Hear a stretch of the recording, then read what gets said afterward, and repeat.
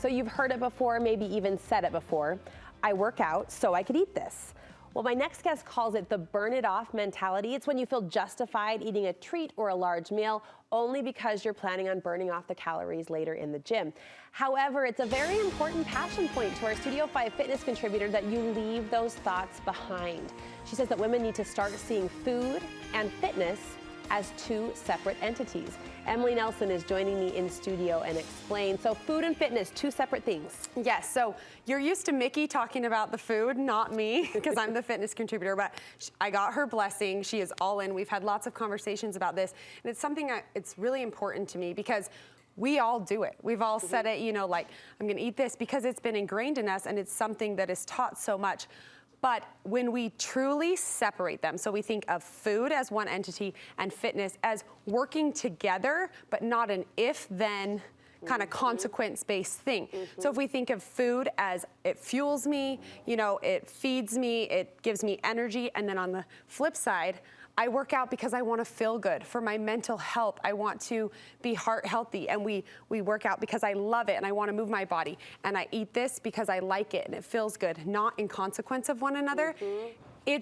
It's foreign for people, but it is such a life-changing concept and makes us more mindful in both food and fitness. You say this is a personal journey for you to even arrive to a separate line of thinking. Yeah, I mean, I think for so long I did do that, like eat on the weekend, you know, eat, drink, and be merry. And on Monday, I'm gonna go so hard and I'm gonna work this off and we're gonna go hard through the weeks. And it's so rude to our bodies and most of all to our minds. I had an aha moment with this.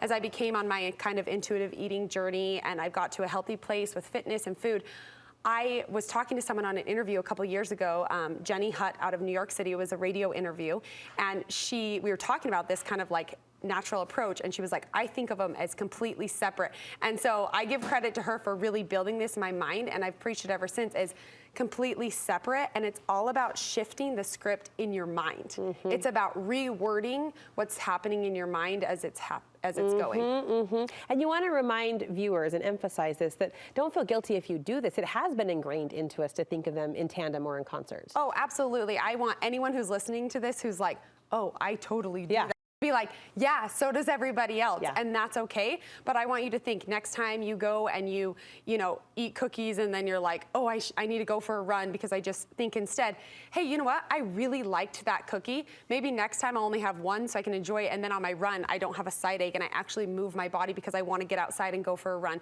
I want to go chat with my friends. It's completely separate. It's not a consequence of one another. I'm thinking, especially as we lean into the upcoming holiday season, which is very food focused.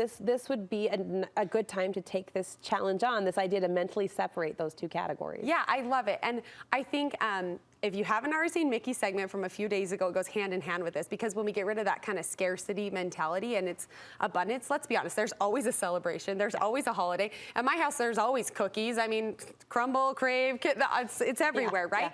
So we just need to make it happen now. Don't wait for after the holidays or this.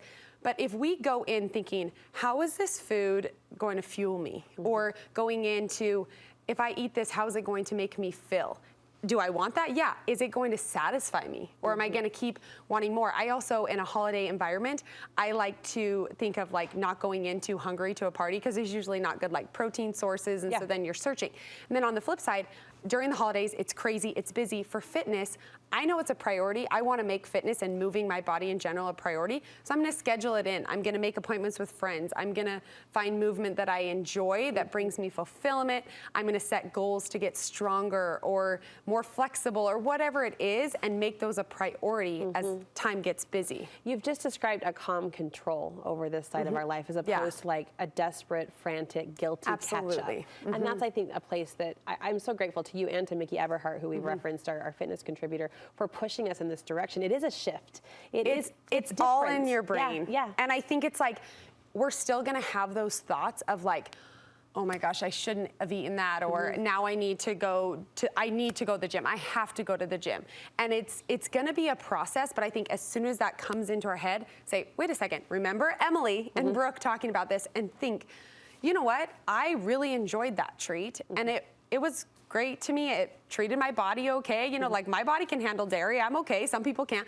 I like that, and I enjoyed it. And taking away the guilt and flipping the script a little bit. And then on the fitness side, if we can get in control of that and not use fitness as a punishment, that's where the fulfillment on fitness comes from. Instead of, I hate this is the worst. It's like, I have an amazing, able body. I get to do this. I get to go outside. I get to move my body. And that is such a gift and a blessing, and I want to treat it right. That's a celebration. Because I want to be sitting here when I'm 80 with Brooke talking about we're going to be doing it. Well, maybe not 80. No, we'll cut it We'll down. cut off at 60. Quick recap, food. Yes. As you're thinking about food, this will fuel my body. It's a fun treat. It tastes good. It will make me feel good. Thinking about exercise. I love my body. It feels good to move. It improves my mental health. I like to challenge myself. I want to get stronger. We're going to post these mantras, these new thought lines, thought shifts on our social media and our website. Emily, thank you for pushing us this direction. Thank you for letting me talk about it. For this conversation.